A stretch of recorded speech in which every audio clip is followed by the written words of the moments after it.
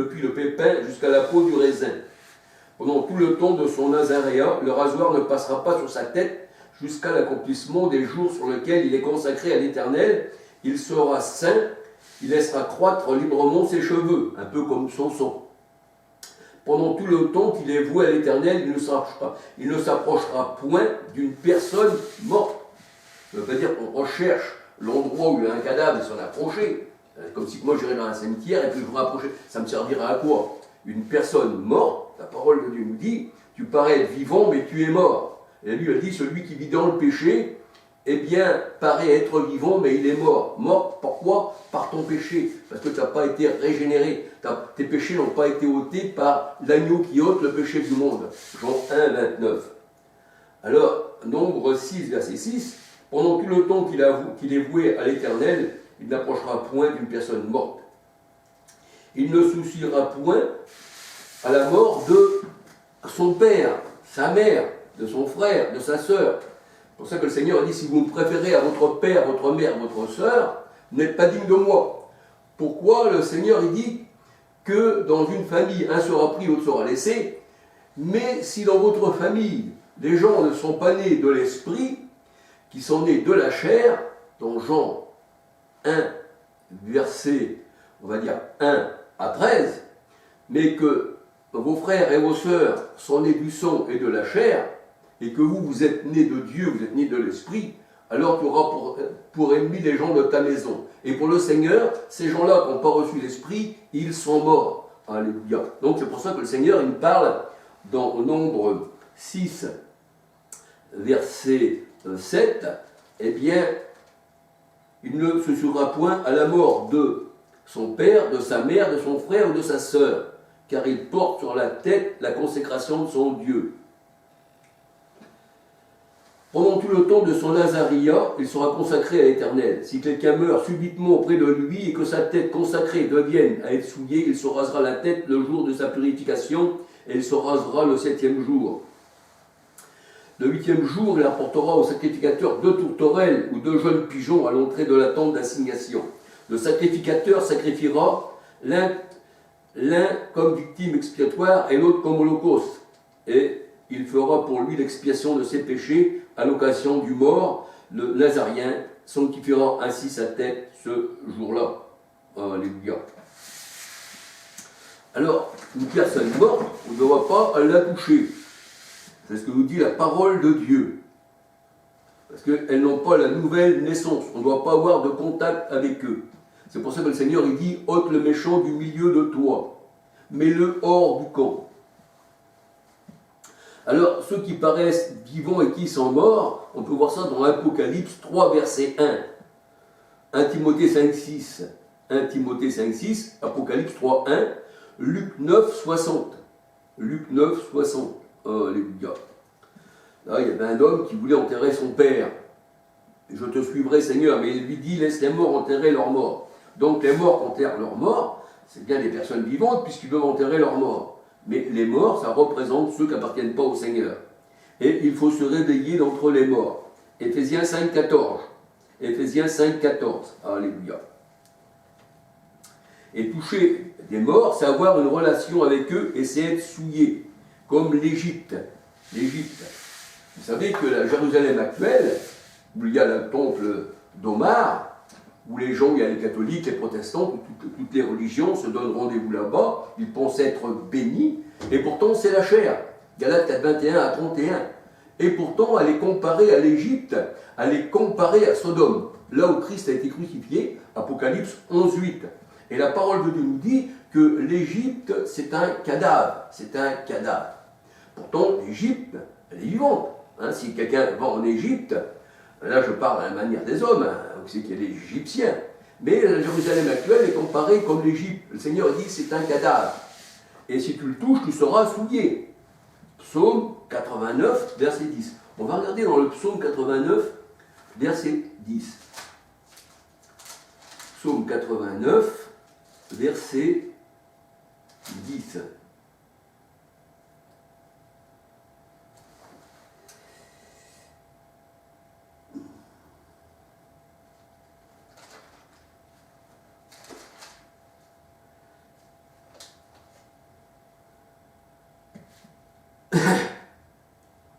Alors, psaume 89, verset 11 plutôt. Tu écraseras l'Égypte comme un cadavre. Tu écraseras l'Égypte comme un cadavre.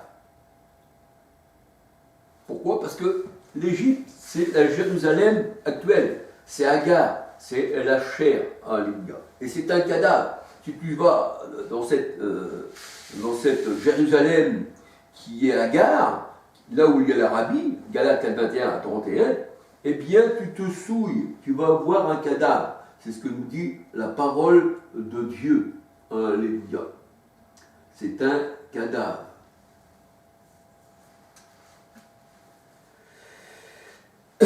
Et le Seigneur, eh bien, a écrasé l'Égypte. Il l'a projeté dans la mer. Comme il a mis les porcs ont retourné dans l'eau, dans la mer, ils se sont jetés. Et la mer, Apocalypse 17, 1, 15, ça représente le monde. Alléluia. Alors, voyons dans Exode 14, versets 26, 28, 29, 30. Sur le rivage, les Égyptiens étaient morts. Sur le rivage de la mer. Alléluia. Et nous voyons la généalogie des Égyptiens. C'est Canaan, c'est Cham, c'est, on va dire, l'Égypte. C'est là où il y a la maison de servitude que le Seigneur nous a enlevée. Et le monde, eh bien, c'est l'Égypte.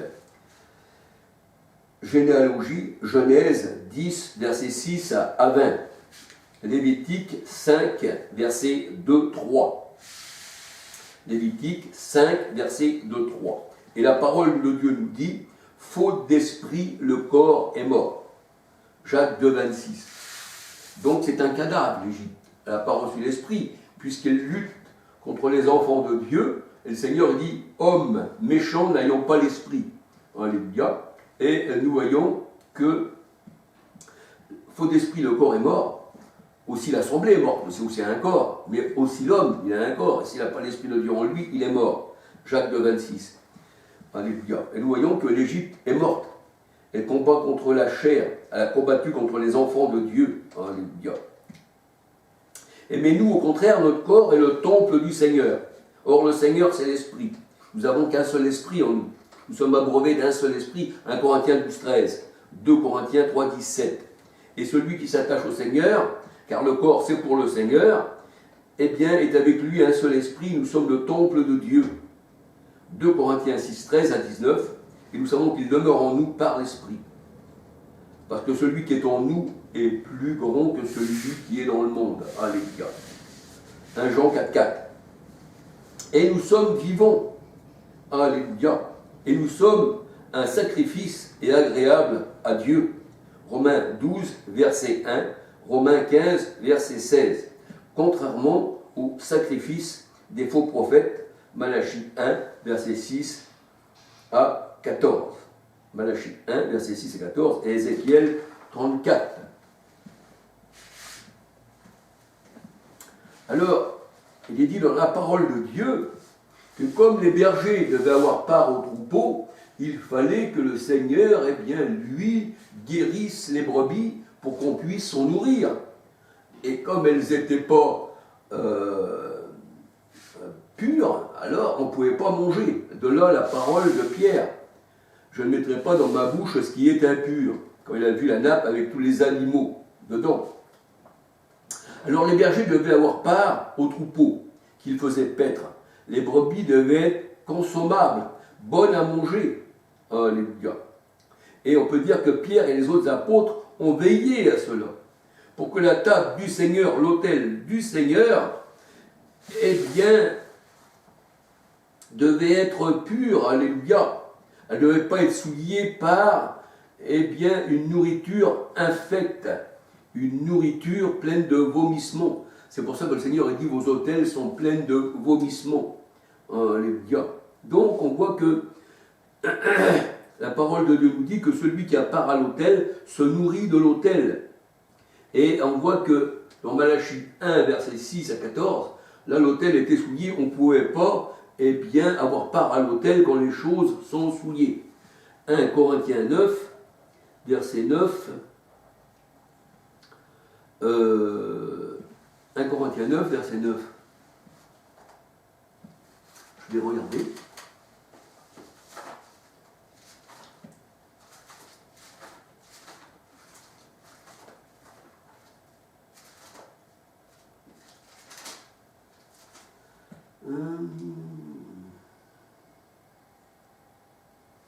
Ben, je vais le dire, hein. 1 Corinthiens 9, verset 9, 7. Qui jamais est engagé dans une armée à ses propres frais? Qui est-ce qui plante une vigne et ne mange pas le fruit? Et qui plante une vigne, et la vigne c'est Israël aussi. Et puis l'Israël de Dieu c'est nous, Galates 6,16, parce que c'est nous les Juifs maintenant. Hein. C'est écrit ça dans Romains 2, 27, 28, 29, ceux qui ont la circoncision de Christ, Colossiens 2, 11. Et là, on voit que Paul il dit, 1 Corinthiens 9, 7, qui jamais est engagé dans une armée à ses propres frais? Ah oui, tu n'es pas engagé, donc tu ne vas pas payer les frais alors que déjà on t'a engagé pour aller à la guerre, en plus il faut que tu payes. Ben non, c'est l'armée qui doit te nourrir. Qui jamais est engagé dans une armée à ses propres frais? Qui est-ce qui plante une vigne et qui ne mange pas le fruit? Qui est-ce qui fait paître un troupeau et s'en nourrit pas du lait du troupeau?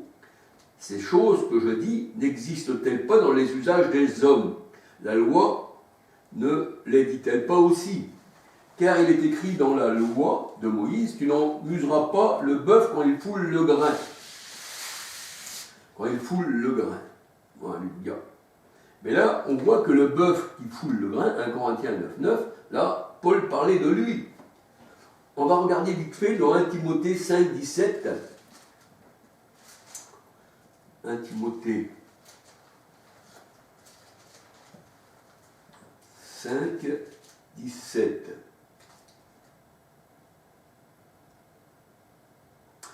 Un Timothée 5, 17, on voit que le bœuf qui foule le grain, qui sépare le grain de la paille, eh bien, c'est aussi celui qui donne l'enseignement. Alléluia. 1 Timothée 5, 17, 18. 1 Timothée 5, 17, 18. Que les anciens qui dirigent bien soient jugés d'un double honneur, surtout ceux qui travaillent à la prédication et à l'enseignement. Car l'Écriture dit: tu n'en museras pas le bœuf quand il foule le grain, et l'ouvrier mérite son salaire. Alléluia. Donc l'ouvrier mérite son salaire, mais le salaire de l'ouvrier, eh bien, c'est les brebis. Il doit s'en nourrir. C'est ce que nous dit la parole de Dieu. Nous voyons ceci aussi avec Jacob, hein, quand il travaillait pour Laban, eh bien, il disait, tes brebis seront mon salaire. Alléluia. Alors, voyons voir où j'en étais. Alors, la table du Seigneur, elle devait être pure, sans souillure. Malachie 1, versets 7, 8, 10, 11, 12, 13.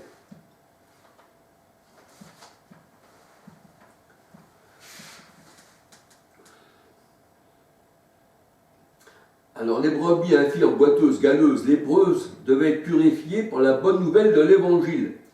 Matthieu 11, verset 5. Ésaïe 35, versets 4, 5, 6. Par Dieu lui-même. Ésaïe, Éphésiens. Non, ça ne va pas. J'ai mis un verset, peut-être que j'étais discret. Alléluia. Alors, afin que ceux qui les ont fait paître puissent les consommer. Ça veut dire que le Christ, lui, a envoyé ses enfants purifier les lépreux, comme il l'a dit dans Matthieu 10. Hein, quand on dit Matthieu 10, purifier les lépreux, les extropier, afin qu'ils puissent paître et les consommer. Car le Seigneur travaillait avec eux. Marc 16, verset 20. Alors, on voit ça dans 1 Corinthiens 3, verset 9. 1 Corinthiens 3, verset 9. L'ouvrier mérite son salaire. Alors, 1 Corinthiens 3, on va voir, hein. 1 Corinthiens 3, l'ouvrier mérite son salaire. 1 Corinthiens 3, excusez-moi si c'est un peu long, hein, c'est la parole du Seigneur.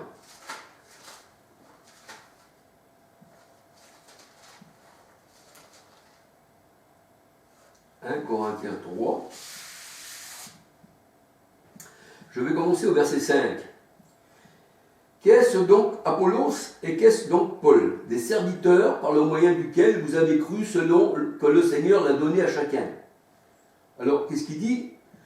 Au verset 6, 1 Corinthiens 3, 6, j'ai planté, Apollos a arrosé, mais Dieu a fait croître. En sorte que ce n'est pas celui qui plante qui en est quelque chose, ni celui qui arrose, mais Dieu qui fait croître. Celui qui plante et qui arrose sont égaux, et chacun recevra sa propre récompense selon son propre travail. Si tu as été pour, justement, guérir les brebis et chercher les brebis malades, et c'est pour ça que le Seigneur dit, quand tu fais un repas, invite les extropiés, invite les malades, et cela te sera redonné à la résurrection des justes. Mais là, eh bien, dans 1 Corinthiens 3, verset 8, celui qui plante et celui qui arrose sont égaux, et chacun recevra sa propre récompense, selon son propre travail. C'est ce que nous dit la parole de Dieu. Hein? Ta récompense selon ton travail. Mais la parole de Dieu dit, dans 1 Corinthiens 3, verset 9, car nous sommes ouvriers avec Dieu. C'est pour ça qu'ils travaillaient, les disciples travaillaient avec le Seigneur. Ils étaient ouvriers avec Dieu. Marc 16, verset 20. Et c'est pour ça qu'on peut dire aussi, les dieux créèrent. Parce que la parole de Dieu, elle dit à tous ceux à qui la parole a été adressée, j'ai dit, voici, vous êtes des dieux, mais vous mourrez comme des humains. Mais les dieux créèrent. Pourquoi? Parce qu'ils travaillaient. Et quand tu travailles, tu es là à la construction, quand la parole de Dieu vous dit, dans Éphésiens 2, verset 11 à 23, les disciples avaient travaillé à la construction de l'édifice de la maison de l'Éternel. Et pour cela, eh bien, ils devaient recevoir un travail. 1 Corinthiens 3, verset 8. Car nous sommes ouvriers, là je suis au verset 9, 1 Corinthiens 3, 9, car nous sommes ouvriers avec Dieu, vous êtes le champ de Dieu, l'édifice de Dieu. Selon la grâce de Dieu qui m'a été donnée, j'ai posé le fondement, comme un sage architecte, alléluia, c'est ça, travailler, et un autre a bâti dessus, mais s'il y a quelqu'un qui bâtit dessus, c'est quelqu'un qui a fait un faux évangile, qui bâtit sur l'or, la chaume, tout ça. 2 Corinthiens 11, verset 2, 3, 4, Galates 1, 6 à 11, eh bien, il sera maudit. À moins que le Seigneur le sorte de cette religion, lui, il sera sauvé, la Bible dit, mais comme à travers un feu. Alors, on peut lire 1 Corinthiens 3, 5, à 17. Alléluia. Alors, c'est pour ça qu'il y en a un qui plante, il y en a un qui arrose. Mais le Seigneur dit, toute plante que mon Père Céleste n'a pas plantée sera déracinée. Ça, c'est les religieux. Alléluia. Alors, où en étais-je? Voilà. L'ouvrier mérite son salaire, le bœuf foule le grain, il sépare la paille du grain, et il mérite son salaire.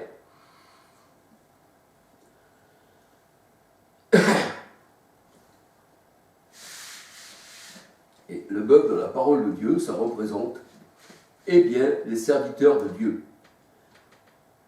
Les vents. Alléluia. Hébreux 1, verset 7, 14. Et le berger se nourrit de ses brebis. Ces brebis guéries, les brebis qui sont saines. Luc 10, verset 7. Proverbe 27, 23 à 27.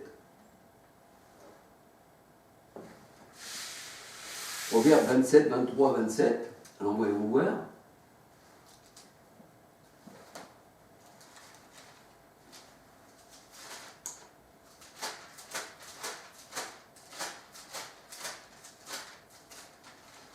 Proverbe 27, 23 à 27.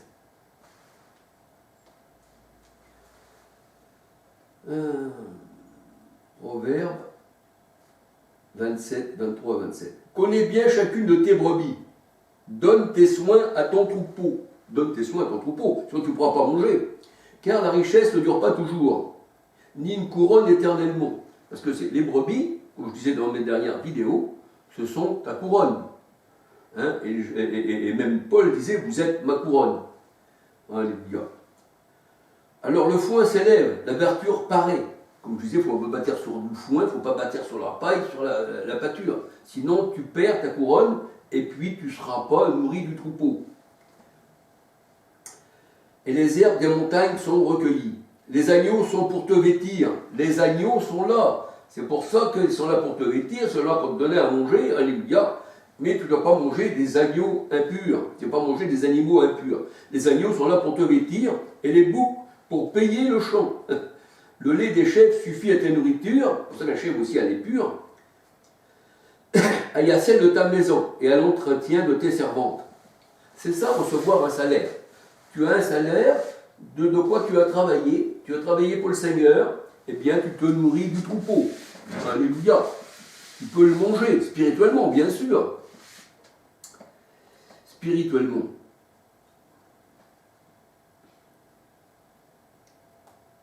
Alors on va regarder Luc 10, 7.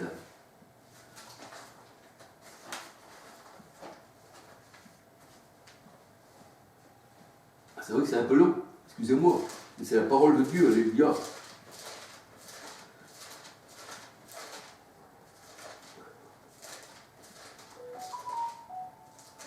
Oui. Luc 10. Parce que le Seigneur il dit quelqu'un qui part, eh bien, évangéliser, le Seigneur le dit, hein. Luc 10, verset 1 à 7. Alors, après cela, le Seigneur désigna encore 70 autres disciples, et les envoya 2 à 2, devant lui dans toutes les villes et dans tous les lieux où lui-même devait aller. Il leur dit, la moisson est grande, mais il y a peu d'ouvriers. Priez donc le maître de la moisson d'envoyer des ouvriers dans sa moisson. Partez, voici, je vous envoie comme des agneaux au milieu des loups. Les loups, c'est ceux qui viennent voir les brebis, les faux bergers. Ne portez ni bourse, ni sac, ni souliers, et ne